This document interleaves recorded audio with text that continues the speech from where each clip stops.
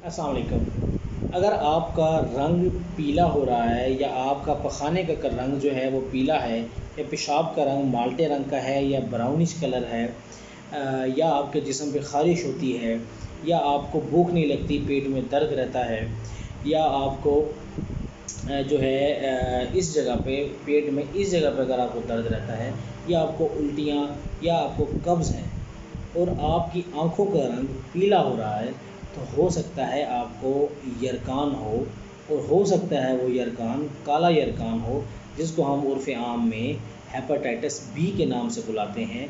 तो ये एक ख़तरनाक बीमारी है, इसके बारे में आपको मालूमात होना बहुत ज़रूरी है। अगर आप इसके बारे में जानना चाहते हैं तो ये वीडियो पूरी देखिए।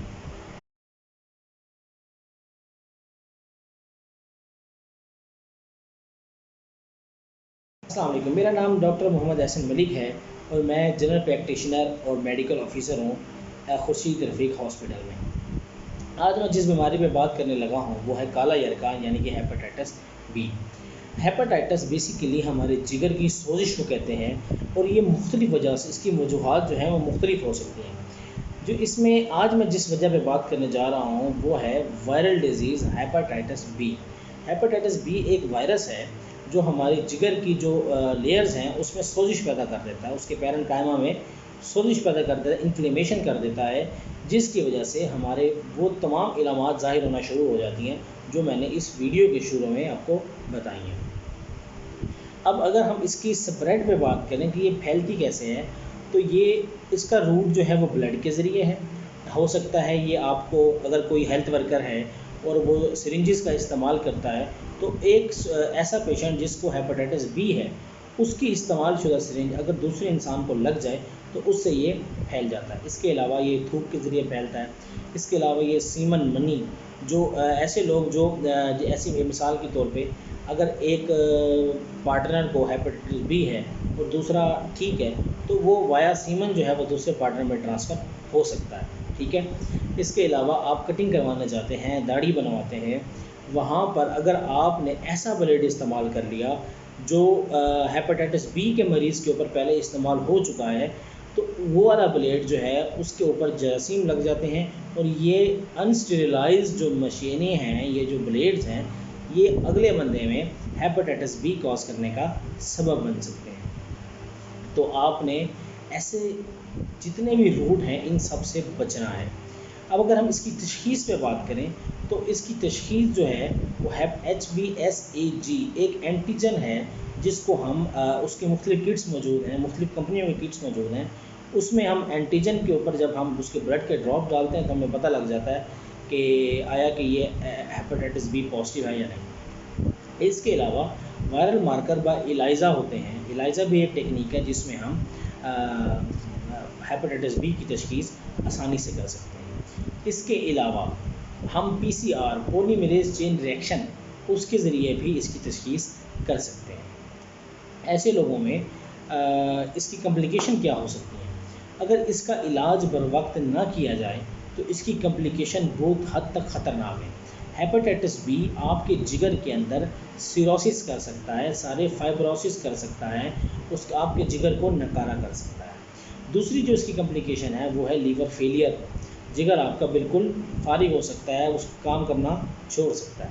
तीसरी इसकी जो कम्प्लिकेशन है वो है लीवर का कैंसर। लीवर कैंसर कॉज करने में हेपेटाइटिस बी का बहुत अहम किरदार है। और चौथी इसकी कम्प्लिकेशन है वास्कुलर डिजीज़।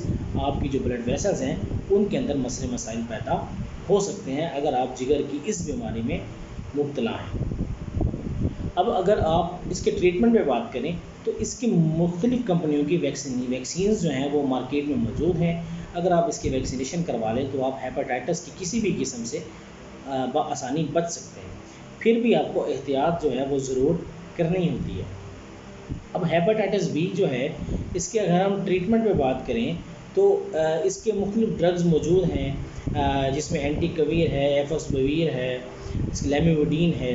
ये जो मुख्तलिफ़ ड्रग्स हैं ये इसके ट्रीटमेंट में इस्तेमाल होती हैं। किसको कितनी देनी है, ये जब आप अपने मरीज़ को लेकर किसी अच्छे गैस्ट्रोएंटरोलॉजिस्ट के पास या हेपाटोलॉजिस्ट के पास या जनरल फिजिशियन के पास लेकर जाएंगे तो वो उम्र के हिसाब से और बीमारी की नौयत के हिसाब से इसकी जो डोज है वो एडजस्ट करेगा। ठीक है, तो अगर आप, और इसमें जो बड़ी अहम बात जो मैं आप लोगों से शेयर करना चाहता हूँ वो ये है कि अगर माँ प्रेग्नेंट हो गई है और वो हेपेटाइटिस बी पॉजिटिव है, तो ये हेपेटाइटिस बी वाया ब्लड के ज़रिए माँ से बच्चे में भी जा सकता है। तो प्रेग्नेंट फीमेल्स जो हैं वो इस चीज़ का बड़ा ख्याल रखें कि अगर वो प्रेगनेंसी में हैं और उनको हेपेटाइटिस बी या सी पॉजिटिव है तो ये ब्लड के ज़रिए बच्चे में जा सकता है। आपको सबसे पहले एंटीबॉडीज़ बच्चे को लगानी है ताकि वो इसका शिकार ना हो। और बचपन में अगर हेपेटाइटिस बी हो जाए तो इसका इलाज बहुत मुश्किल होता है।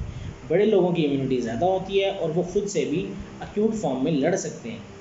हमें बड़ों को ट्रीटमेंट उस वक्त देना होता है जब वो क्रॉनिक कंडीशन में चला जाए, हेपेटाइटिस बी जब बढ़ जाए तब ट्रीटमेंट की ज़रूरत होती है। इसलिए बच्चों में ख़ास तौर पे हमें ये ख्याल करना पड़ता है कि अगर उसको काला यरकान हो रहा है तो हमें बर वक्त उसका इलाज करना चाहिए और काला यरकान से जिस हद तक हो सके बच्चों को बचाना चाहिए।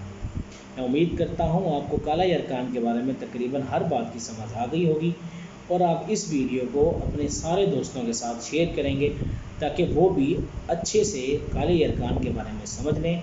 मज़ीद अगर आप किसी भी बीमारी के मुतालिक मुझसे पूछना चाहते हैं तो आप मुझे कमेंट सेक्शन में ज़रूर बताएं। मैं प्रायोरिटी पे कोशिश करूँगा आपकी बताई गई बीमारी पे वीडियो बना सकूँ। Thank you so much.